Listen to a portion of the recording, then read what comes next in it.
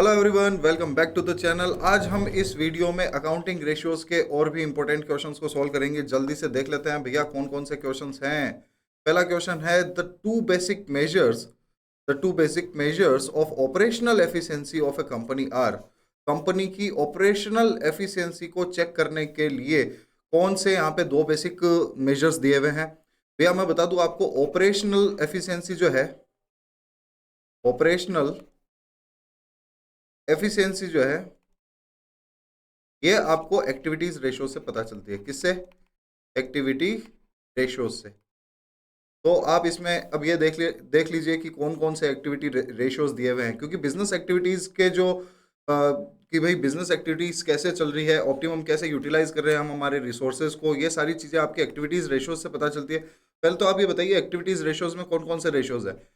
सबसे पहले तो है inventory turnover ratio. Inventory turnover ratio, ठीक है। Total asset turnover ratio, total asset में आपके fixed asset turnover ratio, working capital turnover ratio आ जाएगा, ठीक है। और क्या आ जाएगा? आपके आ जाएगा ट्रेड रिसीवेबल टर्नओवर रेशो, ठीक है। और इससे आपको क्या पता चलता है? इससे आप ये भी निकाल सकते हो कि आपका एवरेज कलेक्शन पीरियड कितना है, एवरेज कलेक्शन पीरियड कितना है। और आपको पता चलता है ट्रेड पेएबल टर्नओवर रेशो के बारे में, ये भी आपके इसी एक्टिविटी रेशो में आता है, टर्नओवर रेशो, ठीक है। इससे आपको एवरेज पेमेंट पीरियड के बारे में पता चल सकता है, एवरेज पेमेंट पीरियड के बारे में। तो ये जो क्वेश्चन है इसमें क्या बोल रहा है कि दो बेसिक मेजर इनमें से कौन से हैं जो ऑपरेशनल एफिशिएंसी को, यानी कि आपके बिजनेस एक्टिविटीज के बारे में, जो एफिशिएंट एक्टिविटीज है उसके बारे में आपको बताएगा। तो भैया यहाँ पे आ जाएगा आपके option A, inventory turnover ratio और वर्किंग कैपिटल टर्नओवर रेशियो। अब मेरे को ये बताओ, ये लिक्विड रेशियो और ऑपरेटिंग रेशियो किस में आते हैं? लिक्विड रेशियो किस में आएगा? लिक्विडिटी रेशियोज में, वेरी गुड। और ऑपरेटिंग रेशियो किस में आएगा? ऑपरेटिंग रेशियो आपके प्रॉफिटेबिलिटी रेशियो में आएगा। लिक्विड रेशियो और करंट रेशियो ये आपके दोनों लिक्विडिटी रेशियोज हैं।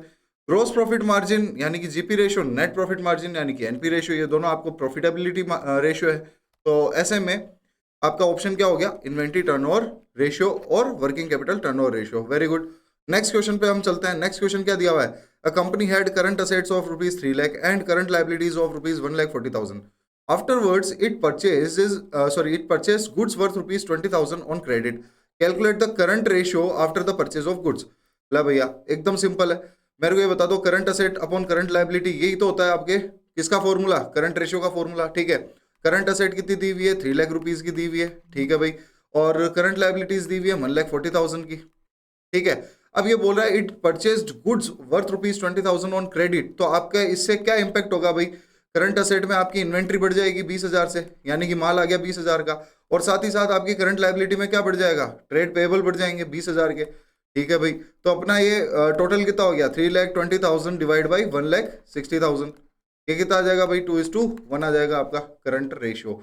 सिंपल सा क्वेश्चन है, 2019 में आया हुआ है। नेक्स्ट, सॉरी ये वाला है, 2019 में आया हुआ है। नेक्स्ट क्वेश्चन है, from the following information calculate interest coverage ratio. Okay, interest coverage ratio का फॉर्मूला क्या है? ईबीआईटी अपॉन इंटरेस्ट, ये इसका फॉर्मूला है भाई, ईबीआईटी अपॉन इंटरेस्ट, ठीक है। यानी कि इंटरेस्ट से कितना गुना ज्यादा अपन ने कमाई कर ली है, ईबीआईटी हमारा कितना है। Net profit after interest and tax आपको दिया हुआ है, रेट ऑफ टैक्स आपको दिया हुआ है, 15% डिवेंचर 1 लाख रुपीज के आपको दिया हुआ है, ताकि आप ये कैलकुलेट कर सको कि इंटरेस्ट आपने कितना दिया है। 12% मॉर्गेज लोन अगेन आपको इसलिए दिया हुआ है ताकि आप ये कैलकुलेट कर सको कि आपने लोन कितने परसेंट पे लिया हुआ है। आप इसका 12% निकाल लोगे और इंटरेस्ट का पता कर लोगे। तो चलो इसे सही से पढ़ते हैं। पहले आपको क्या क्या निकालना है? यहाँ पे इंटरेस्ट निकालना है और ईबीआईटी निकालना है, ठीक है भाई। पहले अपन इंटरेस्ट निकाल लेते हैं, एक काम करते हैं। इंटरेस्ट कितना आ रहा है? 15% डिवेंचर है 1 लाख रुपए के, तो 1 लाख रुपए का 15% ले भाई, कितना होता है? 15,000 होता है, ठीक है। दूसरा दिया है 12% मॉर्गेज लोन 10,000 रुपए के, तो 10,000 रुपए का 12% कितना होगा? 1,200 रुपये होगा। कितना हुआ ये? 16,200 रुपये हुआ। 16,200 रुपये का क्या है? इंटरेस्ट, इंटरेस्ट है, ओनली इंटरेस्ट। अब आपको क्या निकालना है? EBIT, earning before interest and tax. यदि हम इसमें से इंटरेस्ट निकाल देते हैं तो ये क्या हो जाता है? Earning after interest before tax. ये समझ में आ रही है? इसमें से यदि हम टैक्स निकाल देते हैं तो ये क्या हो जाएगा? Earning after interest and tax, चीज समझ में आ गई। अब आपको क्वेश्चन में दिया हुआ है earning after interest and tax 1,20,000, ये 1,20,000 का आपको दिया हुआ है। आपको ये बताया हुआ है कि ये जो टैक्स रेट है ये 40% है। तो मुझे ये बताओ 100% अमाउंट होगी, उसमें से आपने 40% रिड्यूस किया होगा तो कितना आया होगा? 60% आया होगा। ठीक है भाई, यदि ये 1,20,000 जो है ये 60% है तो 100% कितना होगा? अरे ये तो निकाल सकते हो, फिफ्थ में पढ़ा है ना, एक आदमी एक दीवार को इतने दिनों में बनाता है तो 10 आदमी उसी दीवार को कितने दिनों में बनाएंगे। उसी टेक्निक से ये चीज मैंने लिखी है यहाँ पे। 1,20,000 60% है तो 100% की वैल्यू कितनी आएगी भाई? 2,00,000 रुपीज आएगी। ठीक है, कैलकुलेट करके देख लेना, यहाँ पे आ रही है ये 2,00,000 रुपीज। अब इसमें से 40% निकाल दो, 40% कितना होता है? 80,000 होता है इसका। देख लो निकालने के बाद में कितना आ रहा है? 1,20,000 आ रहा है। ठीक है भाई, तो अब यहाँ पे मेरे को ये बताओ कि इंटरेस्ट कितना है? 16,200 रुपए का है, ये तो अपन ने यहां से कैलकुलेट किया था। अब ये जो इंटरेस्ट है ये घटाने के बाद में 2 लाख आया, इसका मतलब ईबीआईटी हमारा कितना है? 2,16,200 रुपए था। चीज समझ में आ रही है क्या आपको? हमने ये अमाउंट कैसे निकाली है? ठीक है, रिवर्स करके हमने ये अमाउंट निकाली है भैया। हमें क्या क्या दिया हुआ है? Earning before interest and tax हमें निकालना है। इसमें से यदि हम इंटरेस्ट निकाल लेते हैं तो क्या आ जाता है? Earning after interest before tax. इसमें से हम टैक्स निकाल देते हैं तो क्या आ जाएगा? Earning after interest and tax. अब ये यदि 60% है, यानी कि टैक्स यदि 40% दिया हुआ है, इसका मतलब ये 60% है। 100% में से हमने 40% रिड्यूस किया है, तो 100% की वैल्यू निकालने के लिए हम क्या करेंगे? 1,20,000 यदि 60% पे है तो 100% क्या होगा? तो उसका आंसर क्या है आपके? 2,00,000 रुपीज। आपने यहाँ पे 2,00,000 रुपीज लिख दिए। इंटरेस्ट आपने कैलकुलेट कर ही लिया था, 1 लाख पे 15% और 10,000 पे 12% का। तो अब इस तरीके से आपने यहाँ पे लिख दिया 2,16,200 रुपए, ये आपने निकाल लिया भाई। अब मेरे को ये बताओ, इस फॉर्मूले में हम ये अमाउंट पुट कर देंगे 2,16,200 डिवाइड बाई कितना आ रहा है? 16,200। भाई साहब कैलकुलेटर यूज में ले लेता हूं मैं। यहाँ पे अमाउंट आ रही है 2,16,200 डिवाइड बाई 16,200, क्या आएगा? 13.35। कितना आएगा ये? 13.35। सर जी माने कैलकुलेट बटैया करनो पड़ी के कैलकुलेटर को नहीं कौन देवा बेटा तान कैलकुलेटर, तान बिना कैलकुलेटर के कैलकुलेट करबो आनो चाहिए था कि जिया स्पीड बना बिया कर जो पॉइंट आम काट जो। ठीक है, आगे बात करते हैं। नेक्स्ट क्वेश्चन हमें दिया हुआ है ये रहा। These ratios are calculated to measure the short-term solvency of the business। बस short-term solvency सुनते ही तो हम क्या बोल देंगे? liquidity ratios की बात हो रही है। किस रेशियो की बात हो रही है? liquidity ratios की। Identify the ratio, जो कि हमने आइडेंटिफाई कर लिया है, liquidity ratios की बात हो रही है। And state the significance of two ratios included in the above category। तो भैया liquidity ratios में एक तो करंट रेशियो आता है और एक क्विक रेशियो या एसिड टेस्ट रेशियो या लिक्विड रेशियो, आप जो भी इसे बोलना चाहो वो बोल दो। यहाँ करंट रेशियो से हमें करंट असेट और करंट लायबिलिटी के बीच का रिलेशन हमें पता चलता है कि शॉर्ट टर्म में हमारी करंट असेट कितनी कैपेबल है करंट लायबिलिटीज को पे ऑफ करने के लिए। और क्विक रेशियो से हमें यह पता चलता है कि यहाँ पे क्विक असेट और करंट लायबिलिटी के बीच में रिलेशन क्या है। दूसरी बात, ऐसी कौन कौन सी असेट है जो क्विकली कन्वर्ट हो जाएंगी कैश में, बहुत ही ज्यादा लिक्विड है। ठीक है, तो यहाँ पे आपको ये चीज पता होनी चाहिए कि करंट असेट में से कुछ ऐसी चीजें हैं जो क्विकली कैश में कन्वर्ट नहीं होती है। कौन कौन सी है? जैसे कि है प्रीपेड एक्सपेंसेस। प्रीपेड एक्सपेंसेस, अरे आपने रिचार्ज कर लिया, आपके फोन में रिवर्ट करा सकते हो क्या? उसे बैक करवा सकते हो रुपए? नहीं ना, जो खर्च दिया। ठीक है, तो प्रीपेड एक्सपेंस वापस से कैश में कन्वर्ट नहीं होगा। और एडवांस टैक्स, और क्या है? एडवांस टैक्स है। और क्या है भैया? इन्वेंट्री है सबसे इंपॉर्टेंट। तो इन्वेंट्री है, आपकी इन्वेंट्री रेडीली कैश में कन्वर्ट नहीं हो सकती, थोड़ा सा टाइम लगता है ना इन्वेंट्री को बेचने में। अरे इतना ही जल्दी कैश में कन्वर्ट हो जाती तो बात ही क्या, पुचके वाले को भी पूरा दिन लगता है ना बेचने में। ठीक है, तो यहाँ पे आ जाएगी हमारी क्विक असेट। आपको ये चीज समझ में आई? करंट असेट में से हम इतनी सारी चीजों को लेस करते हैं क्वेश्चन के अकॉर्डिंग, जो भी चीजें दी हुई है ऐसी चीजें जो क्विकली कैश में कन्वर्ट नहीं होगी उन्हें साइड में कर दो करंट असेट में से, तो क्या हो जाएगी? क्विक असेट हमारे सामने आ जाएगी। Quick asset sorry quick ratio के लिए दूसरा नाम क्या है? एसिड टेस्ट रेशियो है। इस नाम से क्वेश्चन पूछा जा सकता है। ओके, नेक्स्ट क्वेश्चन की बात करते हैं। ये रहा next question. These ratios are calculated for measuring the efficiency of operations of business. अरे अभी तो बात हुई थी ऑपरेशंस ऑफ अ बिजनेस, कहां पे गया वो क्वेश्चन? कहां पे गया रे? ये रहा ऑपरेशंस। पहला क्वेश्चन यही था, ऑपरेशनल एफिशिएंसी। तो हमने किसकी बात की थी? एक्टिविटीज रेशियो की बात की थी ना। ठीक है भाई, टर्नओवर रेशियो या एक्टिविटी रेशियोज। तो यहां पे क्वेश्चन क्या बोल रहा है? These ratios are calculated for measuring the efficiency of operations of business based on effective utilization of resources। बिल्कुल, हम हमारे resources का effective utilization कैसे कर रहे हैं उस चीज के बेसिस पे हम यहाँ पे क्या निकालते हैं, ऑपरेशनल एफिशिएंसी को निकालते हैं। अरे आपने बिजनेस मैनेजमेंट में फर्स्ट चैप्टर में ही पढ़ा है ना, इफेक्टिवनेस और एफिशिएंसी का कंपैरिजन। इफेक्टिवनेस क्या होता है और एफिशिएंसी क्या होती है, कम कॉस्ट में काम करना। ठीक है, तो यहाँ पे एफिशिएंसी के ऊपर और इफेक्टिव यूटिलाइजेशन यानी कि टाइमली हमने यूटिलाइज किया और उसे एफिशिएंटली यानी कि कम कॉस्ट में हमने काम किया है। यहाँ पे दोनों चीजों को यहाँ पे मेजर करना होता है एक्टिविटीज रेशियोज के थ्रू। ठीक है, नेक्स्ट इसमें पहले क्वेश्चन ये पूछा है, identify the type of ratios being discussed above. तो क्या कौन सा रेशियो है यहाँ पे, कौन सी कैटेगरी है, मॉडर्न क्लासिफिकेशन की कौन से रेशियोज के ऊपर बात हुई है यहाँ पे, एक्टिविटीज रेशियोज के ऊपर यानी कि टर्नओवर रेशियोज के ऊपर। ठीक है भाई, दूसरा है explain any two ratios of the type of ratio identified in number 1। तो हम क्या बोलेंगे भैया, यहाँ पे कौन कौन से रेशियोज जो होते हैं वो एक्टिविटीज रेशियोज में अपन ने यहाँ पे बात की है। एक्टिविटीज रेशियोज में कौन कौन से हैं, इन्वेंट्री टर्नओवर रेशियो है। इन्वेंट्री टर्नओवर रेशियो क्या बताता है कि कितनी बार हम इन्वेंट्री खरीद के लेकर आ रहे हैं और बेच रहे हैं। ठीक है, अब अच्छा ये चीज आपको पता होनी चाहिए, पिछले वीडियो में अपन ने डिस्कस किया था कि आप छोटी छोटी क्वांटिटी में परचेज कर रहे हो और डिस्काउंट में निकाल रहे हो, ऐसे में आपका मार्जिन आप रिड्यूस कर रहे हो, तो ये चीज इसमें है ना काउंट नहीं होती है, क्योंकि आपने मार्जिन तो घटा दिया और छोटी छोटी क्वांटिटी में लेकर आते जा रहे हो। तो ये बताते जा रहे हो देखो हमारा क्या बोलते हैं, इन्वेंट्री टर्नओवर रेशियो हाई है, यानी कि हम लेकर आते हैं लेकर बेच देते हैं, हमारा तो माल बिक जाता है, हाथों हाथ ही बिक जाता है। अरे ऐसा नहीं है, ये तो रिप्रेजेंट करने का गलत तरीका है।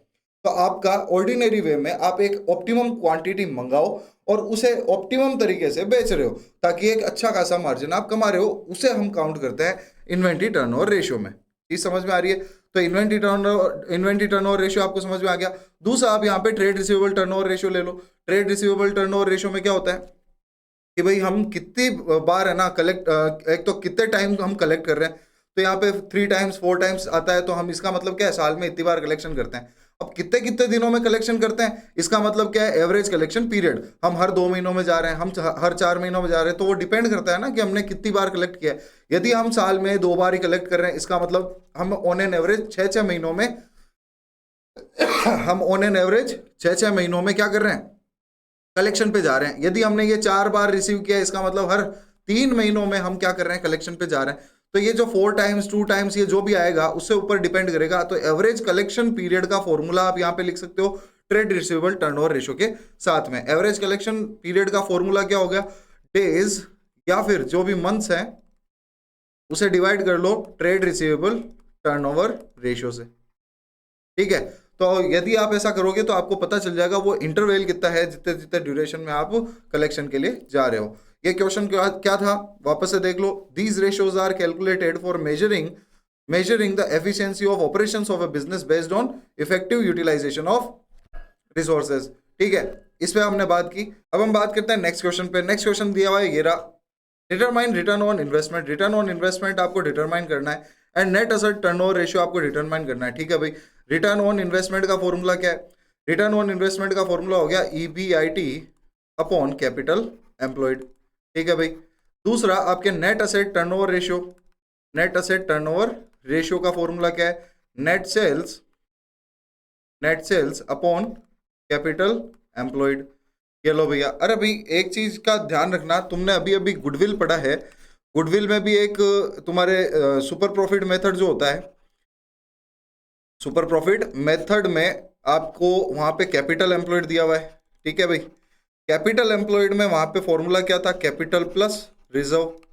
ठीक है, दूसरा इसमें फॉर्मूला क्या था, asset minus liability, total asset minus total liability. ये आ गया हमारा कैपिटल एम्प्लॉयड। ये पार्टनरशिप में होता है। ठीक है, आपने आपके बिजनेस मैनेजमेंट में ये पढ़ा होगा कि भाई ये जो फंड्स हैं कंपनी के, ये या तो ओनर लगाएगा यानी कि ओनर्स फंड भी होते हैं, और कौन सा होता है, बोरोड फंड भी होते हैं।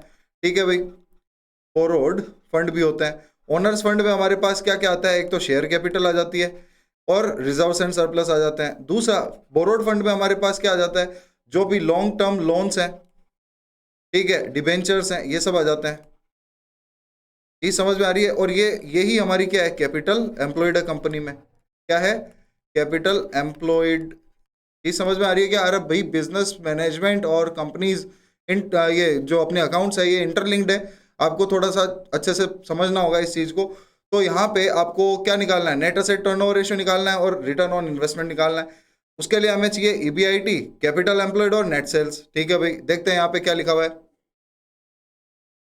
क्वेश्चन में दिया हुआ है, थोड़ा सा स्पेस बना लेते हैं पहले, रुको भाई, रुको रुको रुको।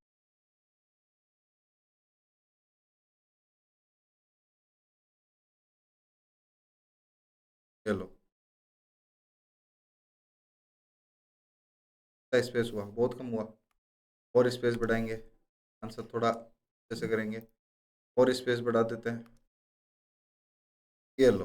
ठीक है भाई, हाँ अब इसमें देखना क्या दिया हुआ है, प्रॉफिट आफ्टर टैक्स वर ₹6 लाख। ठीक है भाई, यानी कि यहाँ पे ये बोल रहा है earning before interest and tax, इसमें से हमने क्या लेस कर दिया, इसमें से हमने लेस कर दिया इंटरेस्ट, क्या आ जाएगा earning after interest before tax, इसमें से हम टैक्स लेस कर देंगे तो क्या आ जाएगा earning after interest and tax आ जाएगा। अब देखो यहाँ पे क्या दिया हुआ है, प्रॉफिट आफ्टर टैक्स, यानी कि टैक्स घटाने के बाद में 6 लाख रुपए दिया हुआ है। ठीक है भाई, ये हमारे पास है। टैक्स रेट हमारे पास 40% दी हुई है, ये 40% है, इसका मतलब ये 60% होगा। ठीक है, क्योंकि 100% में से यदि हमने 40% घटाए हैं तो ये जो 6 लाख रुपए है ये क्या है हमारे लिए 60% के बराबर है, तो 100% कितना होगा बेटा जी, 10 लाख रुपए आ जाएंगे। ठीक है भाई, तो यानी कि ये 100% वैल्यू 10 लाख रुपए है, जिसमें से हमने 40% यानी कि 4 लाख को क्या किया होगा, टैक्स के तौर पर दे दिया होगा, तो हमारे पास बचे कितने आफ्टर टैक्स, 6 लाख रुपए बचे। अब आपको कैलकुलेट करना है इंटरेस्ट। इंटरेस्ट के लिए आपको क्या दिया हुआ है यहाँ पे, देखो भाई 15% डिबेंचर्स दिए हुए हैं 20 लाख के, तो ये जो 20 लाख रुपए है उसका आपको क्या निकालना है, 15% निकाल लेना है। कितना आएगा भाई, 3 लाख रुपए आ जाएगा। ठीक है, एक तो ये, दूसरा 10% bank loan was ₹20 lakh. 20 lakh रुपए का आपको 10%, 20 लाख रुपए का 10% आपको दिया हुआ है, आपको बैंक लोन लिया हुआ है आपका, तो ये आ जाएगा भैया 2 लाख रुपए। ये 2 लाख रुपए आ गया, टोटल इंटरेस्ट कितना हुआ आपका, 5 लाख रुपए का हो गया। ठीक है, आगे और किसी क्वेश्चन में इंटरेस्ट की बात नहीं की है। यदि आप ये सोच रहे हो कि ये अमाउंट, ये परसेंटेज इंटरेस्ट का है, तो मैं आपको बता दूं कि प्रेफरेंस शेयर कैपिटल पे जो परसेंटेज लिखा हुआ होता है वो उसके लिए डिविडेंड का परसेंटेज होता है, यानी कि ये हमारे जो ओनर है ना प्रेफरेंस शेयर वाले, इनको इनके इन्वेस्टेड अमाउंट का फेस वैल्यू का 12% हम क्या करेंगे, डिविडेंड पे करेंगे। ठीक है भाई, ये 30 लाख रुपए के प्रेफरेंस शेयर है जिसका 12% डिविडेंड है, तो इसका यहाँ पे कोई लेना देना अभी नहीं है। आगे हम बात करते हैं, ये क्या बोल रहा है भैया, 5 लाख रुपए का तो हमने इंटरेस्ट यहाँ पे लिख दिया है, ये 5 लाख घटाने के बाद में 10 लाख रुपए आए हैं, इसका मतलब हमने कमाए कितने थे, 15 लाख रुपए कमाए थे। चीज समझ में आ रही है क्या, earning before interest and tax कितना आ गया, 15 लाख रुपए आ गया, मैंने यहाँ पे लिख दिया छाने शीख 15 लाख रुपए। ठीक है भाई, आगे देखो ये क्या बोल रहा है भाई, प्रेफरेंस शेयर कैपिटल, मैंने क्या बताया था आपको, ओनर्स फंड में क्या क्या आता है, ओनर्स फंड यानी कि कैपिटल एम्प्लॉयड निकालते वक्त हमें जब दोनों चीजें चाहिएगी, और ओनर्स फंड और बोरोड फंड, तो उनकी टोटल लगा लो, वो आपकी क्या है, कैपिटल एम्प्लॉयड है, तो इस साइड हम टोटल लगा लेते हैं कैपिटल एम्प्लॉयड के लिए। बताओ देखें क्या क्या आएगा, एक तो 20 लाख रुपए के डिबेंचर आएंगे। ठीक है, 20 लाख रुपए का आपका बैंक लोन आएगा, ये दोनों आपके क्या है, बोरोड फंड है। ठीक है भाई, प्रेफरेंस शेयर आपके 30 लाख रुपए के हैं, ये भी आएगा। इक्विटी शेयर कैपिटल आपके 40 लाख रुपए की है, ये भी आएगा। रिजर्व एंड सरप्लस आपके 10 लाख रुपए के हैं, ये भी काउंट होगा। ठीक है, अब इन सबको काउंट कर लो, कितना आ रहा है, 50 50 और यहाँ पे 1 करोड़, 1 करोड़ 20 लाख, तो ये लो भैया 1 करोड़ 20 लाख रुपए हो गए। ये हो गया हमारा formula EBIT upon capital employed. Capital employed में हमने क्या क्या इंक्लूड किया है, ये एक तो बोरोड फंड इंक्लूड किया है और ये ओनर्स फंड इंक्लूड किया है। ओनर्स फंड में क्या आता है, शेयर और मतलब शेयर कैपिटल और reserves and surplus. Borrowed fund में क्या आएगा, लॉन्ग टर्म लोन्स और डिबेंचर्स हम यहाँ पे काउंट करेंगे। ठीक है भाई, तो यहाँ पे आपको बस इसे कैलकुलेट करना है। दूसरा आपने आपको निकालना है नेट सेल्स। तो नेट सेल्स आपको निकालने के लिए यहाँ पे सेल्स दी हुई है और सेल्स रिटर्न भी दिया हुआ है। तो 3 करोड़ 75 लाख में से 15 लाख को लेस कर दोगे तो 3 करोड़ कितने आ जाएंगे, 60 लाख आ जाएंगे। ये लो भैया 3 करोड़ 60 लाख रुपए आ गए। इसे डिवाइड कर दोगे भाई 1 करोड़ 20 लाख रुपए से। ठीक है, एक तो ये आ जाएगा। तो नेट एसेट टर्नओवर रेशियो कितना आ रहा है, 3 टाइम्स आ रहा है। और ये कितना आ रहा है भाई, ये कैलकुलेट करने के लिए कैलकुलेटर इधर आ जाए भाई। ये लो भाई 15 लाख डिवाइड बाई 1 करोड़ 20 लाख, ये आ रहा है 12.5%। ठीक है भाई, कितना आ रहा है 12.5%। इसका मतलब क्या है कि भैया हमने इतने रुपए लगा करके 12.5% की रेट से इतने रुपए कमा लिए। ये समझ में आई क्या मैं क्या बोल रहा हूँ? कैपिटल एम्प्लॉयड यानी कि इतने रुपए लगाए, ठीक है। रिटर्न ऑन इन्वेस्टमेंट यानी कि लगाई हुई रकम पे हमने कितना कमाया है, तो हमने 12.5% की रेट से कमाया है। तो कितना रुपया हमें रिसीव हुआ? 15 लाख रुपया हमें रिसीव हुआ। ये है earning before interest and tax. आपको ये पूरी चीज समझ में आई क्या? नहीं समझ में आई है एक बार फिर से रिवर्स में ले लो वीडियो को। ये वाला क्वेश्चन मेरे हिसाब से इंपॉर्टेंट है, तो आप अच्छे से करके ही जाना क्वेश्चन, ठीक है। इस टाइप के क्वेश्चन आपको मिल सकते हैं। नेक्स्ट क्वेश्चन दिया हुआ है current ratio of Vidur private limited is 3:2। यहाँ पे करंट रेशियो दिया हुआ है भैया 3:2 यानी कि 3/2 का। Accountant wants to maintain it at 2:1। Accountant इसे रखना चाहता है 2:1 पे। मान लो कि यहाँ पे 30,000 और 20,000 है करंट असेट और करंट लायबिलिटी, ठीक है। Current asset upon current liability. अब इस केस में यहाँ पे 2:1 कैसे होगा? जब मैं या तो इसमें से घटा दूं 10,000, इसमें से भी घटा दूं 10,000, तो यहाँ पे आ जाएगा 20,000 डिवाइड बाई 10,000, तो ये आ जाएगा 2:1। या फिर इसमें ऐसा भी हो सकता है कि मैं 30,000 को प्लस कर दूं 10,000 से, और यहाँ पे आ जाए 40,000, यहाँ पे आ जाए 20,000, और ये बन जाएगा 2:1। तो अब आपको ये पता करना है कि इसमें से क्या करने पर आपके ऑप्शन के थ्रू आपका आंसर आ रहा है।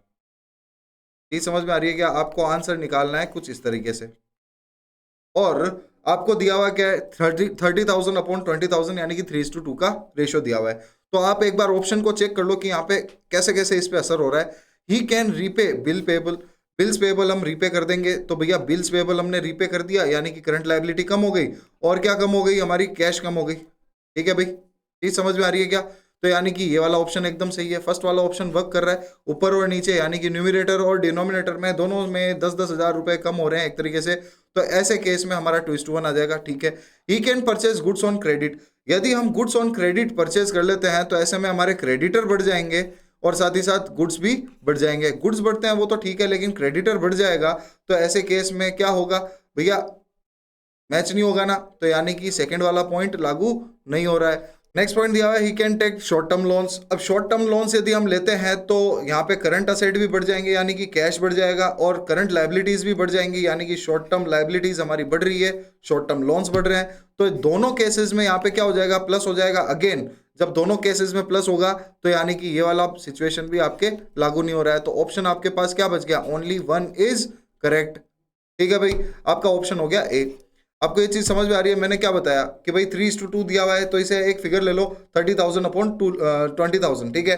जब अपन ने ये अमाउंट ली एक एग्जाम्पल के तौर पर, तो यहाँ पे इसे हम 2:1 में कैसे कन्वर्ट कर सकते हैं? जब यहाँ पे मैं 10,000 इसे यहाँ पे रिड्यूस कर दूं, यहाँ से भी 10,000 रिड्यूस कर दूं, तो क्या हो जाएगा? 20,000 अपॉन 10,000 हो जाएगा। या फिर यहाँ पे 2:1 का रेशियो तब आ सकता है जब मैं इस 30,000 को क्या बना दूं? 40,000 बना दूं, तो यहाँ पे क्या आ जाएगा? 2:1, ठीक है भाई। अब अपन ने ऑप्शन में चेक किया, जैसे पहला ऑप्शन था he can repay bills payable, तो बिल्स पेबल हमने पे कर दिया, तो यहाँ पे करंट असेट और करंट लायबिलिटी दोनों में से माइनस हो गया, यानी कि ये वाला ऑप्शन तो काम कर रहा है, ठीक है भाई। तो इस पे हमने टिक लगा दिया, भैया ये वाला काम कर रहा है। दूसरा है he can purchase goods on credit. यदि गुड्स क्रेडिट पे परचेज किए जाते हैं तो हमारे पास गुड्स तो बढ़ रहे हैं, साथ ही साथ क्या बढ़ रहा है भाई? करंट लायबिलिटी भी तो बढ़ रही है, ट्रेड पेबल भी तो बढ़ रहे हैं। तो ऐसे केस में ये वाली पॉलिसी लागू नहीं हुई हमारे पास। क्यों लागू नहीं हुई? क्योंकि हमें तो सिर्फ और सिर्फ न्यूमरेटर इंक्रीज करना था, तो ये वाला हमने पॉइंट कट कर लिया। नेक्स्ट है he can take short term loans. Short term loan यदि लेते हैं तो कैश बढ़ जाएगा, ठीक है, और साथ ही साथ क्या बढ़ जाएगा? शॉर्ट टर्म बोरोइंग्स, ठीक है, शॉर्ट टर्म बोरोइंग्स बढ़ जाएगी। तो ऐसे केस में आपका न्यूमरेटर और डिनोमिनेटर दोनों बढ़ जाएगा, लेकिन आपको न्यूमरेटर ही इंक्रीज करना था, तो ये भी हमने कट कर दिया। इसीलिए ओनली ऑप्शन 1 इज करेक्ट, ठीक है। ये हो गया भैया हमारा आंसर। नेक्स्ट क्वेश्चन की तरफ बढ़ते हैं। ये रहा हमारा next question. If the operating ratio of a company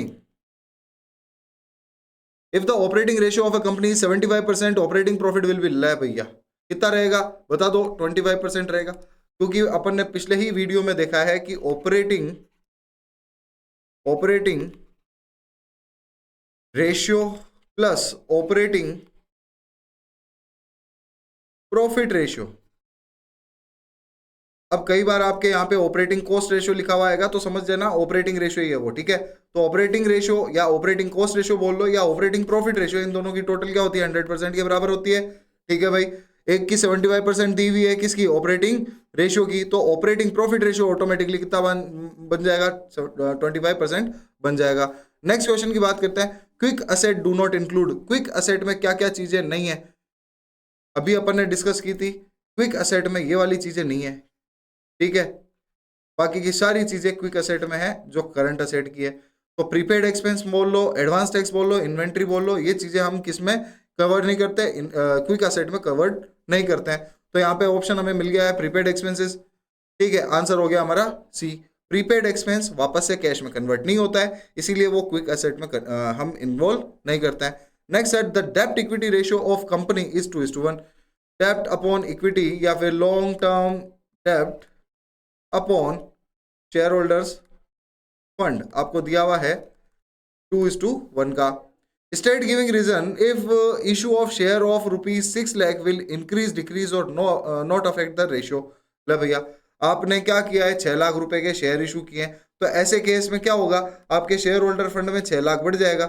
जब 6 लाख यहाँ पे आपके डिनोमिनेटर में बढ़ जाएगा तो डिनोमिनेटर का रेशियो से रिलेशन क्या होता है, इनवर्स रिलेशन होता है, यानी कि डिनोमिनेटर यदि बढ़ता है तो रेशियो क्या होगा, घटेगा। तो आपका सीधा सीधा आपको यही आंसर लिखना है कि here share holders fund will increase, hence the denominator will increase, that's why the ratio will decrease. ठीक है, आपको ये चीज समझ में आई, रेशियो क्या होगा यहाँ पे, डिक्रीज हो जाएगा भाई। चलो भाई नेक्स्ट क्वेश्चन की तरफ बढ़ते हैं। ये रहा next question, purchase of goods ₹35,000 for cash will increase the operating ratio, is the statement correct, give reasons. ले भैया ऑपरेटिंग रेशियो, ऑपरेटिंग रेशियो इसका फॉर्मूला होता है operating cost upon net sales, ठीक है। अब मैं आपको बता दूं ऑपरेटिंग कॉस्ट का फॉर्मूला क्या होता है, COGS प्लस क्या आएगा यहाँ पे, operating cost, sorry operating expenses, ठीक है। तो ऑपरेटिंग कॉस्ट का फॉर्मूला हो गया COGS प्लस ऑपरेटिंग एक्सपेंसेस। अब आप यहाँ पे ये बताओ कि क्या बढ़ रहा है यहाँ पे, परचेज ऑफ गुड्स ₹35,000, तो आप इस पे इंपैक्ट देखना एक बार कहाँ पे हो रहा है। नेट सेल्स का तो कोई लेना देना ही नहीं है यदि आप गुड्स परचेज कर रहे हो तो, ठीक है, सेल्स पे तो इफेक्ट होगा नहीं। अब आप ये बताओ COGS में क्या क्या आता है, COGS में हम क्या बोलेंगे, opening stock, add purchase, add direct expense, less closing stock, ठीक है, ये तो हो गया COGS का फॉर्मूला। इसके आगे मैंने लिख दिया एड ऑपरेटिंग एक्सपेंसेस, तो ये क्या होगी, ऑपरेटिंग कॉस्ट, जो कि अपना न्यूमरेटर है यहाँ पे, ठीक है। तो अब इसमें देख लो कि कहाँ पे इफेक्ट हो रहा है, हम परचेज कर रहे हैं 35,000 का, ठीक है भाई। अब जब परचेज हम कर रहे हैं तो इसकी वजह से क्या हुआ, क्लोजिंग स्टॉक लास्ट में बच जाएगा, क्योंकि सेल्स की तो बात हुई नहीं है। चीज समझ में आ रही है क्या, अरे भैया परचेज को इंक्रीज कर रहे हो, आपने सेल्स को इंक्रीज थोड़ी किया है, परचेज को इंक्रीज किया है, जिसकी वजह से क्लोजिंग स्टॉक भी क्या हो जाएगा, इंक्रीज हो जाएगा। तो अब यहाँ पे 35,000 बढ़े हुए लेस हो जाएंगे, चीज समझ में आ रही है। तो ये आपस में क्या हो गया, कट हो गया, यानी कि नो चेंज। यहाँ पे COGS में कोई चेंजेस नहीं है, यानी कि ऑपरेटिंग कॉस्ट में कोई चेंजेस नहीं होंगे, और जब ऑपरेटिंग कॉस्ट में चेंजेस नहीं होंगे तो यहाँ पे क्या लिखा है, इंक्रीज करेगा, नहीं, नो चेंज होगा, यहाँ पे कोई भी चेंज नहीं करेगा। बेटा वापस से समझना, अपन ने क्या देखा यहाँ पे, ऑपरेटिंग रेशियो का फॉर्मूला। ऑपरेटिंग रेशियो का फॉर्मूला क्या है, operating cost divide by net sales. Operating cost का फॉर्मूला क्या है, COGS plus operating expenses. COGS को अपन ने फुल फॉर्म में यहाँ पे लिख लिया है खोल करके पूरा, opening stock, add purchase, add direct expense, less closing stock, ये तो है COGS का फॉर्मूला। एड ऑपरेटिंग एक्सपेंसेस ये अपन ने कर लिया, ताकि ये क्या बन गया, ऑपरेटिंग कॉस्ट बन गया। अब ये जो ऑपरेटिंग कॉस्ट है, क्या इसमें कोई चेंजेस हो रहे हैं क्या, ओपनिंग स्टॉक में कोई चेंजेस नहीं है, क्योंकि हमने सिर्फ गुड्स को खरीदा है। जब गुड्स को खरीदा है तो परचेज बढ़ गए, परचेज बढ़ने की वजह से क्या आपने यहाँ पे क्वेश्चन में देखा है कि सेल्स बढ़ने की बात हुई है, नहीं हुई है। तो ऐसे केस में जब नेट सेल्स बढ़ी ही नहीं है, तो ऐसे में आप क्या करोगे, आप क्या मानोगे कि भैया वो क्लोजिंग स्टॉक बढ़ावा रह गया, यानी कि जो हमने माल खरीदा था वो तो बेचा नहीं, तो क्लोजिंग स्टॉक भी बढ़ गया। तो ये आपस में क्या हो रहे हैं, सेट ऑफ हो रहे हैं। तो ठीक है, 35,000 जो बढ़ा था वो 35,000 यहाँ पे कम हो गया, लेस कर दिया अपन ने क्लोजिंग स्टॉक में मिला के। तो अगेन यहाँ पे कोई चेंज नहीं हो रहा है। जब कोई चेंज नहीं हो रहा है तो ये स्टेटमेंट क्या हो गया, इनकरेक्ट हो गया। ये समझ में आई, आगे बढ़ते हैं। What will be the effect on current ratio if a bills payable is discharged on maturity? ले भैया करंट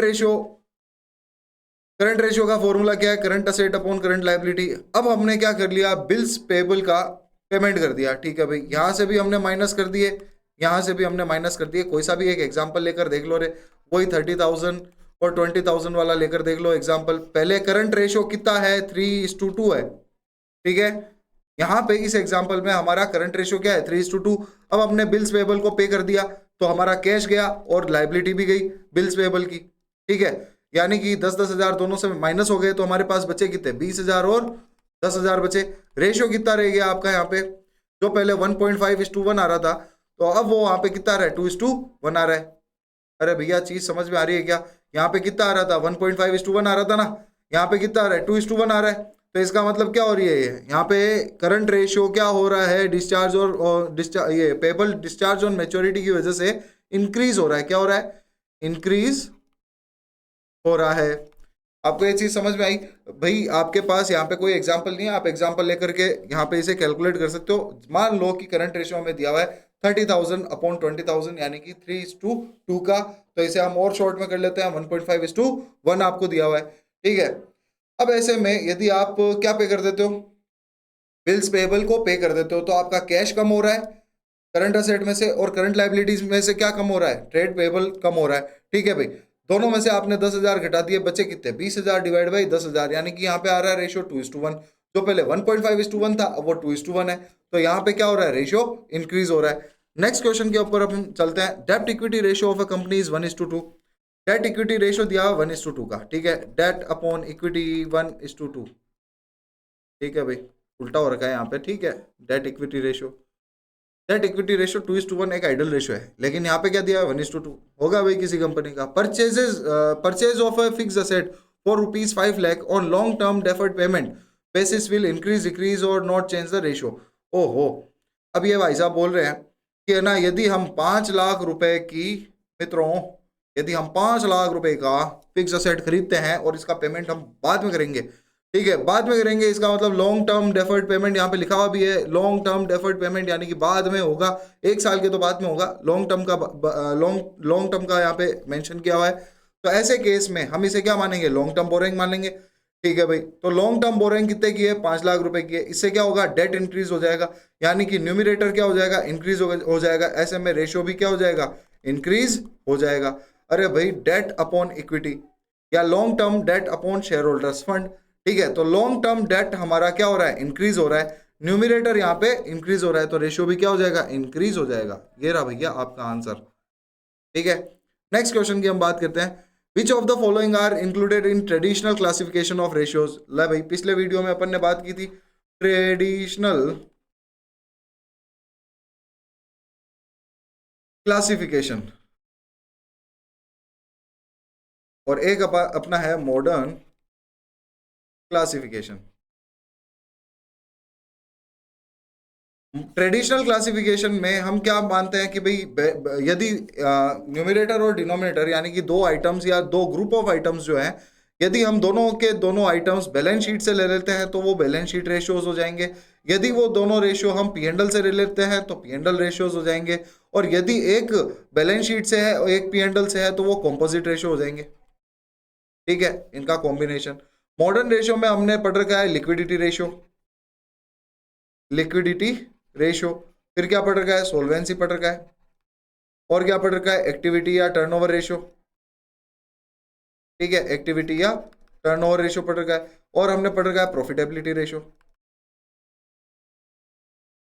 ठीक है भाई। तो देख लो यहाँ पे क्या पूछ रहा है, ये ट्रेडिशनल क्लासिफिकेशन में कौन कौन से रेशियोज आते हैं। तो हम क्या बोलेंगे भाई, स्टेटमेंट ऑफ P&L रेशियोज आते हैं, बैलेंस शीट रेशियोज आते हैं, कॉम्पोजिट रेशियोज आते हैं। तो सेकंड, थर्ड और फिफ्थ, सेकंड, थर्ड और फिफ्थ, ये हो गया बेटा ए, ठीक है। आपका ऑप्शन क्या हो गया, ए एकदम करेक्ट आंसर है आपका। नेक्स्ट क्वेश्चन है, the following group of ratios preliminary measures risk. इनमें से कौन सी चीज है जो आपके रिस्क को बताएगा, बता दो भैया देख के, कौन से जो रेशियोज हैं वो आपकी रिस्क को बता रहे हैं। देखो भैया, एक तो होता है ये आपके लिक्विडिटी रेशियोज, या ये आपके शॉर्ट टर्म रिस्क को बताएगा, ठीक है। सॉल्वेंसी रेशियो ये आपके लॉन्ग टर्म रिस्क को बताएगा, ठीक है। एक्टिविटी रेशियो आपके बिजनेस ऑपरेशन की एफिशिएंसी को बताएगा, ठीक है। और प्रॉफिटेबिलिटी ये भी आपको रिस्क एनालिसिस के लिए काम में आएगा कि भाई कितने रुपए लगा करके कितना प्रॉफिट है, कितना परसेंट सेल्स का हमारा नेट प्रॉफिट है, कितना परसेंट हमारा सेल्स का ग्रोस प्रॉफिट है, ये सारे रिस्क एनालिसिस के लिए काम में आएगा। तो देख लो कौन कौन से रेशियोज रिस्क एनालिसिस में काम में आ रहे हैं। लिक्विडिटी, सोल्वेंसी और प्रॉफिटेबिलिटी। लिक्विडिटी, सोल्वेंसी और प्रॉफिटेबिलिटी, ऑप्शन हो गया आपका डी आंसर। चीज समझ में आ रही है क्या? नेक्स्ट क्वेश्चन आपको दिया है, विच ratio indicates the proportion of assets financed out of share holders fund. यहाँ पे आपको रिलेशन बताना है असेट का और शेयर होल्डर्स फंड का। तो भैया ऐसा कौन सा फॉर्मूला है जहाँ पे असेट और शेयर होल्डर्स फंड का रिलेशन हो रहा है इनमें से? तो इनमें से आपका आंसर हो गया सी। प्रोप्राइटरी रेशियो का फॉर्मूला क्या है? प्रोप्राइटरी रेशियो का फॉर्मूला क्या है? Equity upon total asset. ठीक है भाई, तो ये आपका फॉर्मूला है इक्विटी अपॉन टोटल असेट, यानी कि share holders fund upon total asset. तो यहाँ पे इस फॉर्मूले में आपके किस किस का कंपैरिजन हो रहा है? इक्विटी और टोटल असेट का, यानी कि प्रोप्राइटर्स फंड और टोटल असेट का आपके कंपैरिजन हो रहा है। क्वेश्चन में भी यही बोल रहा था, ऐसा कौन सा रेशियो है जो इंडिकेट कर रहा है कि जिसमें आपने asset of proportion of asset को फाइनेंस करा रखा है किसके थ्रू? शेयर होल्डर्स फंड के थ्रू। तो इन दोनों के बीच का रिलेशन आपके प्रोप्राइटर भाई साहब, इसीलिए मैं कह रहा हूँ कि आपको क्या करना है, सबसे पहले आपको ये जितने भी फॉर्मूले हैं वो अच्छे से याद कर लेना है। ठीक है, लिस्ट बनाओ इनकी अच्छे से एक पेपर पे साफ साफ राइटिंग में, और अपनी टेबल के सामने चिपका दो, ताकि डेली जब तुम देखोगे 5-7 दिन तो ये ऑटोमेटिकली याद हो जाएंगे। थोड़ा सा एक बार करके देखो, बिलीव नहीं होता है तो कमेंट कर देना मेरे को। ठीक है, यदि ये चीज असर नहीं करती है तो कमेंट करके बता देना। फिलहाल इसका आंसर क्या हो जाएगा? Proprietary ratio. प्रोप्राइटरी रेशियो का फॉर्मूला क्या होता है? Long term share holders fund upon total asset. ठीक है, या फिर proprietors fund upon total asset. Next question है, if total sales is rupees 2,50,000 and credit sales is 25% of cash sales, the amount of credit sales is. बेटा बहुत simple question है और इस टाइप के क्वेश्चन आते भी हैं।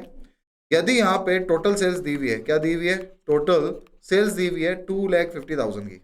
ठीक है, तो मैं क्या बोल सकता हूँ? Cash sales plus credit sales is equal to 2,50,000 आपको दिया हुआ है। कैश सेल्स और क्रेडिट सेल्स की टोटल आपको दी हुई है 2,50,000। ठीक है, आपको क्या दिया हुआ है यहाँ पे? जो क्रेडिट सेल्स है ना वो कैश सेल्स का 25% है, जो क्रेडिट सेल्स है ना वो कैश सेल्स का 25% है। ठीक है, क्या है? Credit sales. तो इसमें मैं यहाँ पे कैश सेल्स जोड़ देता हूँ, क्या आ जाएगा? 2,50,000। यार यदि मैं इसे x बोल लूँ और यहाँ पे बोलूँ कि x का 25% जो है ना, ठीक है, इन दोनों को यदि मैं ऐड कर देता हूँ तो ये कितना आ जाएगा? 2,50,000 आ जाएगा। सेम चीज है। ठीक है भाई, तो यदि मैं ये बोलूँ कि 100x plus 25x divide by, sorry हाँ चलो यहाँ पे कर लेते हैं पहले, divide by 100 is equal to 2,50,000। ठीक है, अब मैं यहाँ पे क्या बोलूंगा? 125x is equal to 2,50,000 into 100। अरे गणितज्ञों, तुम्हें समझ में आ रहा है क्या मैं क्या कर रहा हूँ? तुम्हारी गणित के साथ में छेड़छाड़। ठीक है, यहाँ पे हम x की वैल्यू निकालेंगे 2,50,000 इंटू 100 डिवाइड बाई 125, कितना आ जाएगा ये? 2,000 इंटू 100 यानी कि 2,00,000 रुपीज आ जाएगा।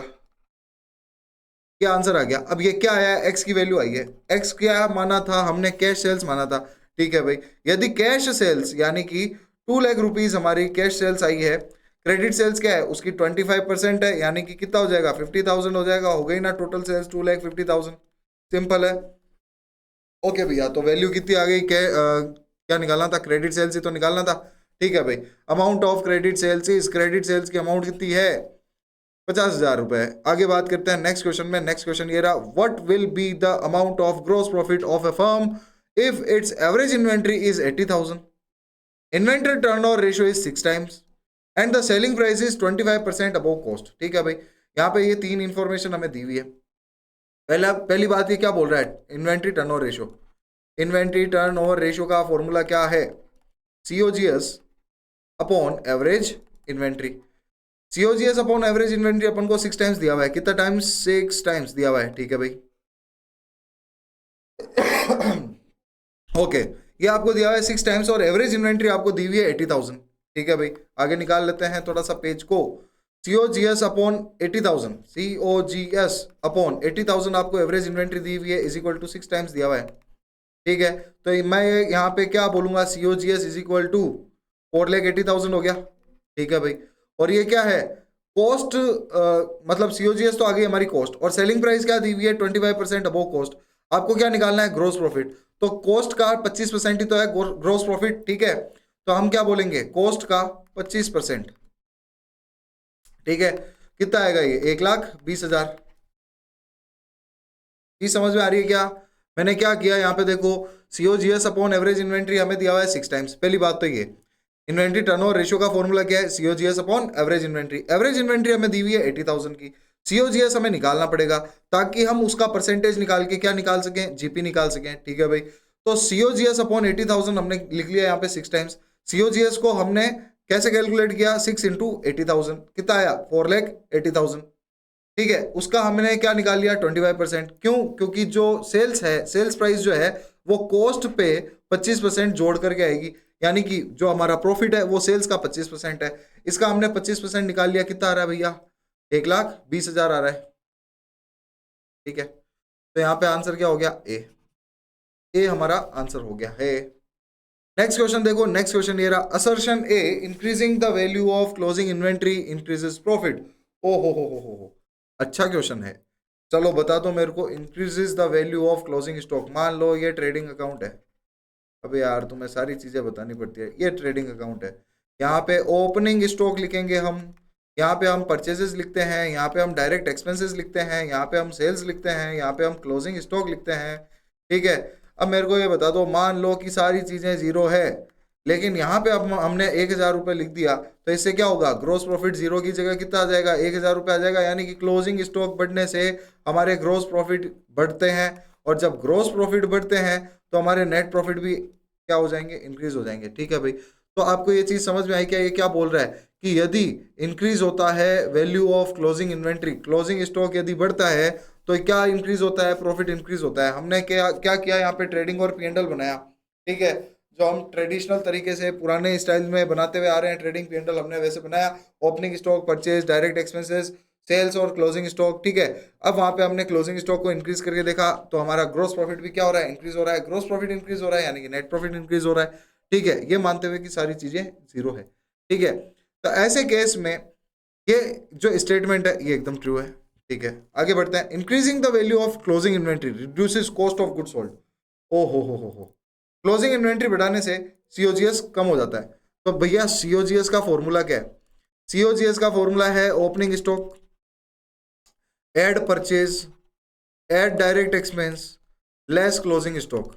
ठीक है, अब अपन यदि क्लोजिंग स्टॉक को इंक्रीज कर दें, यानी कि यहाँ पे मान लो 1,00,000 की जगह हम 1,50,000 लेस कर देंगे, क्या हो रहा है, यहाँ पे रिड्यूस हो रहा है ना, तो COGS क्या हो जाएगा, रिड्यूस हो जाएगा। सिंपल है, यानी कि ये वाला रीजन भी सही है, और both assertion and reason are correct, and the reason is the correct reason of assertion. बिल्कुल, ये आपका जो रीजन है ये एकदम करेक्ट रीजन है इस असर्शन का, कि भैया प्रॉफिट इंक्रीज हो जाते हैं और आपकी कॉस्ट क्या हो जाएगी, डिक्रीज हो जाएगी। ठीक है, गलती हो जाएगी आपके। ठीक है भाई, आगे हम बात करते हैं नेक्स्ट क्वेश्चन में। नेक्स्ट क्वेश्चन हमारे सामने दिया हुआ है, ये रहा नेक्स्ट क्वेश्चन है, current ratio of Aadhaar limited is 2.5:1। Current ratio दिया हुआ है, यानी कि current asset upon current liability, ये है 2.5/1। Accountant wants to maintain it at 2:1। Accountant चाहता है कि ये 2:1 पे आ जाए। फॉलोइंग ऑप्शंस आर अवेलेबल, ये ऑप्शंस हमें दिए हुए हैं, तो आपको बताना है कौन से ऑप्शन से ये 2:1 पे आ जाएगा। ठीक है, तो अब यहाँ पे मेरे को ये बताओ, मान लो कि ये 25,000 है और मान लो कि ये 10,000 है, तो आ गया ये 2.5:1। अब ये बताओ ये कैसे कैसे हम है ना इसे लेकर के आ सकते हैं 2:1 पे। तो यदि मैं इसमें 5,000 जोड़ दूं, ये आ जाएगा 30,000। यदि मैं इसमें भी 5,000 जोड़ दूं, ये आ जाएगा 15,000। तो ये आ गया 2:1। एक तो तरीका ये है। दूसरा तरीका ये है, इसमें से क्या घटाना है, इसमें से यदि मैं 5,000 घटा दूं, ठीक है, तो यहाँ पे क्या आ जाएगा, 20,000 आ जाएगा। यहाँ पे कितना आ जाएगा, 10,000 आ जाएगा। ये आ जाएगा बेटा जी 2:1। ठीक है, तो अब यहाँ पे पॉसिबिलिटीज को देख लो कि कौन सी चीज से क्या हो रहा है। ठीक है, he can repay bills payable. Bills payable हम पे कर रहे हैं, पहला ऑप्शन है बिल्स पेबल पे कर दिया। जब बिल्स पेबल पे करेंगे तो क्या होगा भैया, कैश कम हो जाएगा। यानी कि न्यूमरेटर हमारा कम हो गया, एक तो चीज ये। दूसरी चीज ये कि हमारे बिल्स पेबल भी कम हो जाएंगे, यानी कि जो ट्रेड पेबल है वो रिड्यूस हो जाएंगे, तो डिनोमिनेटर भी कम हो गया, ऊपर भी कम हो गया, यहाँ पे नीचे भी कम हो गया। ये वाला ऑप्शन हमारे लिए वैलिड नहीं रहेगा। ऐसे केस में हमारा रेशियो 2:1 नहीं रहेगा। आपको यदि ये समझ में दूसरे तरीके से समझना है तो चलो दूसरे तरीके से देखते हैं, एक बार अप्लाई करके देख लो। ठीक है, यहाँ पे है आपके 25,000, यहाँ पे आपके 10,000। ठीक है, एग्जाम्पल ले लो, he can repay bills payable. ठीक है भाई, 5,000 यहाँ से पे कर दिया, 5,000 यहाँ से पे कर दिया।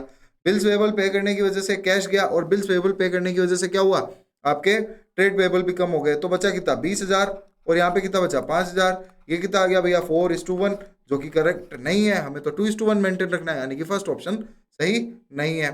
ठीक है, he can purchase goods on credit. ये गुड्स ऑन क्रेडिट यदि हम परचेज करते हैं तो क्या होगा, तो मेरे को ये बताओ। ये तो था फर्स्ट केस। सेकंड केस में क्या होगा, 25,000 दिया हुआ है, 10,000 दिया हुआ है। ठीक है, 2.5:1।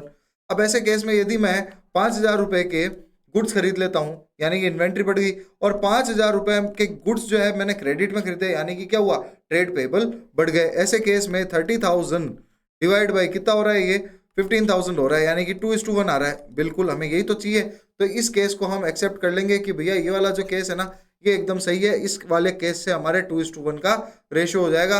यहाँ पे बराबर अमाउंट और इस तरीके से ही अमाउंट लेनी पड़ेगी कि 2:1 मेंटेन रखें। ठीक है, आगे है he can take short term loans. वो शॉर्ट टर्म लोन्स ले सकते हैं। तो यही वाला एग्जांपल ले लो, 25 और 10 का। 5,000 का हमने शॉर्ट टर्म लोन लिया है, यानी कि कैश आ गया है या बैंक में बैलेंस आ गया है, और 5,000 रुपए के हमारे पास क्या आ गए हैं, यहाँ पे शॉर्ट टर्म बोरोइंग्स आ गए। ठीक है, तो 5,000 यहाँ पे न्यूमरेटर और डिनोमिनेटर में अगेन इसी तरीके से प्लस हो गया।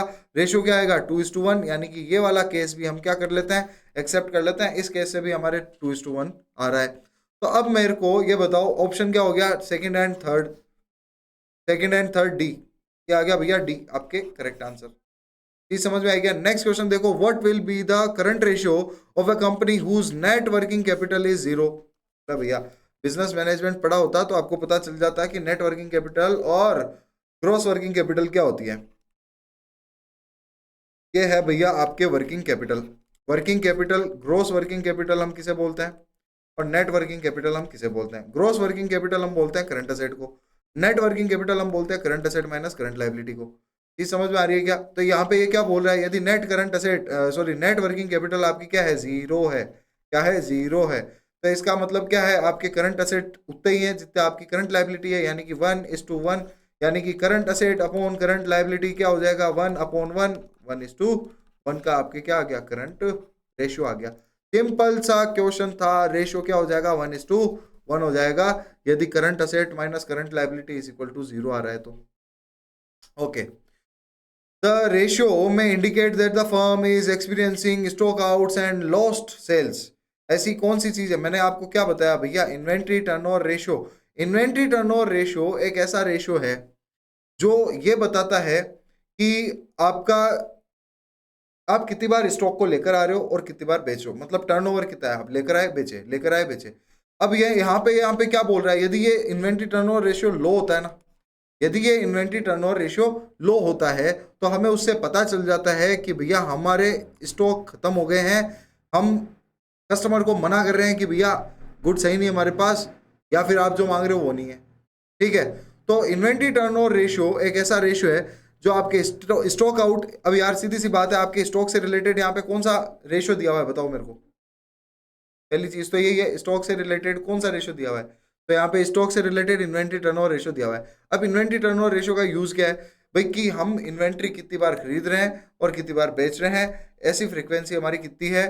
ठीक है, और ये फ्रीक्वेंसी वैलिड होनी चाहिए। कहने का मतलब है छोटे छोटे लोट्स में हमें खरीदना नहीं है, और डिस्काउंट पे, हेवी डिस्काउंट पे बेचना नहीं है, ताकि हमारा स्टॉक आउट हो। ठीक है, आपको यहाँ पे क्या करना है कि ये बता रहा है कि ऐसा ऐसा कौन सा रेशियो है जिससे स्टॉक आउट का पता चलता है, यानी कि स्टॉक के आने जाने का पता चलता है। तो यहाँ पे वो रेशियो हो गया inventory turnover ratio. Next question की हम बात करते हैं, debt to capital employed ratio 0.3:1। ओहो, debt to capital employed ratio का फॉर्मूला क्या है, debt to capital employed ratio का फॉर्मूला क्या है, डेट अपॉन कैपिटल एम्प्लॉयड। ठीक है, debt to capital employed ratio का फॉर्मूला दिया है 0.3:1, ये है 0.3/1। ठीक है, State whether the following transactions will improve, decline, or will have no change on the debt to capital employed ratio. इनमें से कौन कौन से जो ट्रांजेक्शन है उनकी वजह से इफेक्ट होगा, इंप्रूव होगा, डिक्लाइन होगा या नो चेंज होगा. ठीक है, तो बताओ भैया मेरे को, डेट में क्या आता है और लॉन्ग टर्म ये कैपिटल एम्प्लॉयड में क्या आता है. कैपिटल एम्प्लॉयड में हमारे लॉन्ग टर्म बोरोइंग्स भी आएंगे और शेयर होल्डर्स फंड भी आएगा. ठीक है, और डेट में क्या आएगा, सिर्फ और सिर्फ लॉन्ग टर्म बोरोइंग्स आएंगे. तो आपको बस ये देखना है लॉन्ग टर्म बोरोइंग और शेयर होल्डर फंड में चेंजेस क्या हो रहा है. यदि लॉन्ग टर्म बोरोइंग और शेयर होल्डर्स फंड में कोई चीज चेंज कर रही है, इसका मतलब ये रेशियो चेंज हो रहा है, तब हम उस पर बात करेंगे. यहाँ पे देखना, sale of equipment costing 10 lakh rupees for rupees 9 lakh. 10 lakh रुपए के इक्विपमेंट को आपने 1 लाख के लॉस में बेच दिया. मेरे को ये बताओ, जब प्रॉफिट होता है तो वो आप कैपिटल में ऐड करते हो, वेरी गुड. जब लॉस होता है तो आपको क्या करना होता है, कैपिटल में से लेस करना होता है. ये आपका माइनस हो गया, तो यानी कि शेयर होल्डर फंड में से आपके लेस हो जाएगा, ये आपका लॉस है. इसका मतलब क्या हुआ, डिनोमिनेटर जो है वो रिड्यूस हो गया है, यानी कि आपका जो रेशियो जो है वो क्या हो जाएगा, इंक्रीज हो जाएगा. तो यहाँ पे 1 लाख रुपए के लॉस की वजह से हमारा कैपिटल एम्प्लॉयड क्या हुआ, कम हो गया. ठीक है, कैपिटल एम्प्लॉयड कम हुआ है, उसमें अपन बात करते हैं शेयर होल्डर्स फंड कम हुआ है. ठीक है, कैपिटल कम हो गई हमारी लॉस की वजह से, जिसकी वजह से कैपिटल एम्प्लॉयड कम हो गया. कैपिटल एम्प्लॉयड क्या है, डिनोमिनेटर है. डिनोमिनेटर का इनवर्स रिलेशन होता है, यानी कि डिनोमिनेटर यदि कम हो रहा है तो रेशियो बढ़ेगा. पहला पॉइंट हो गया. दूसरा पॉइंट है, purchased goods on credit for rupees 1 lakh for a credit of 15 months. 15 महीनों के लिए हमने उधार लिया है और हमारी ऑपरेटिंग साइकिल जो है वो 18 मंथ्स है. भैया आपको ये चीज समझनी होगी, जितना हमारा ऑपरेटिंग साइकिल होता है ना, वो हमारे लिए शॉर्ट टर्म माना जाता है. ठीक है, जो एक ऑपरेटिंग साइकिल होती है, ऑपरेटिंग साइकिल क्या होती है, बेवकूफ लोगों, मेरे को ये बताओ, कैश कन्वर्ट होके वापस से कैश बन जाता है. ठीक है, कैसे होगा ये, कैश से हमने गुड्स खरीदे. ठीक है भाई, गुड्स हमने परचेज किए. अब ये या तो रॉ मटेरियल है, रॉ मटेरियल से WIP बनेगा, WIP से फिनिश गुड्स बनेगा. ठीक है, फिनिश गुड्स को हम सेल्स करेंगे. सेल्स हम दो टाइप से करते हैं, कैश सेल्स और क्रेडिट सेल्स. क्रेडिट सेल्स से क्या होगा, क्रेडिट सेल्स से डेटर आएंगे. डेटर आने से क्या होगा, या तो वो कैश दे देंगे या फिर वो कन्वर्ट हो जाएंगे BR में. BR का क्या होगा, मेच्योरिटी पे कैश. अल्टीमेटली ये कैश वापस से कन्वर्ट होके कैश में बदल रहा है. ये टाइम जो लगता है इसे हम बोलते हैं ऑपरेटिंग साइकिल. ये साइकिल का टाइम दिया हुआ है 18 महीने.